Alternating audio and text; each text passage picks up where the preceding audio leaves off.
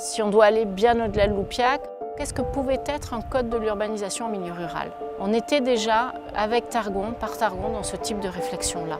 Donc on est amené à réfléchir à ça, on est amené à consulter la population, qu'on a fait à peu près en 2015-2016. Il y avait à peu près 5 réunions, 3 questionnaires pour permettre ceux qui n'osent pas venir, ceux qui ne peuvent pas venir.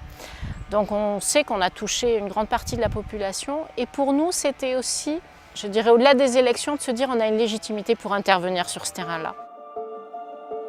Quand nous sommes arrivés dans les premières réunions avec les élus et les gens de Loupiac, avec les habitants de Loupiac, nous n'avions rien dessiné.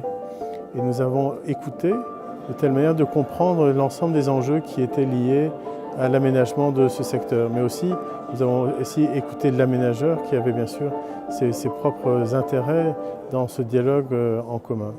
Une bonne trentaine d'habitants s'est joint à nous pour faire le tour du village et essayer de mettre en avant les points remarquables et l'état des lieux du site.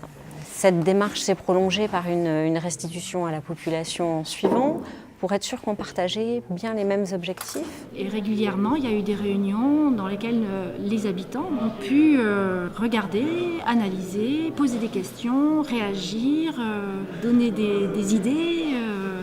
Et tout ça s'est construit ensemble. Et oui, j'ai participé à cette démarche évolutive. C'est un travail du regard, un peu. On voit beaucoup de choses et puis on passe ça au tamis. Et qu'est-ce qui reste en fait? Et ensuite, ces dessins, ils sont faits comme ça sur la table. On regarde même plus, mais comme on a les thèmes en tête, on les décline comme ça. D'accord. Et c'est le support des architectures après. Et en fait, tout ça, en dessinant ces dispositifs qui sont une inspiration directe de ce qui se passe à Loupiac, on essaye de voir comment ça pourrait, d'une certaine manière, être proposé aussi pour faire en sorte qu'on arrive à avoir une nouvelle zone, que l'aménagement puisse s'inspirer du bourg. Dès le départ, on a mis en avant qu'il y avait une première problématique d'aménagement qui se centrait autour de la gestion de l'eau et aussi sur la possibilité pour la commune d'offrir des lieux où la population puisse se retrouver à intervalles réguliers. On est arrivé à un plan de principe d'aménagement d'ensemble qui permet de proposer à la fois des grands espaces collectifs ouverts et une proposition de logement à la fois sur du logement social et de l'accession sociale et de l'accession libre.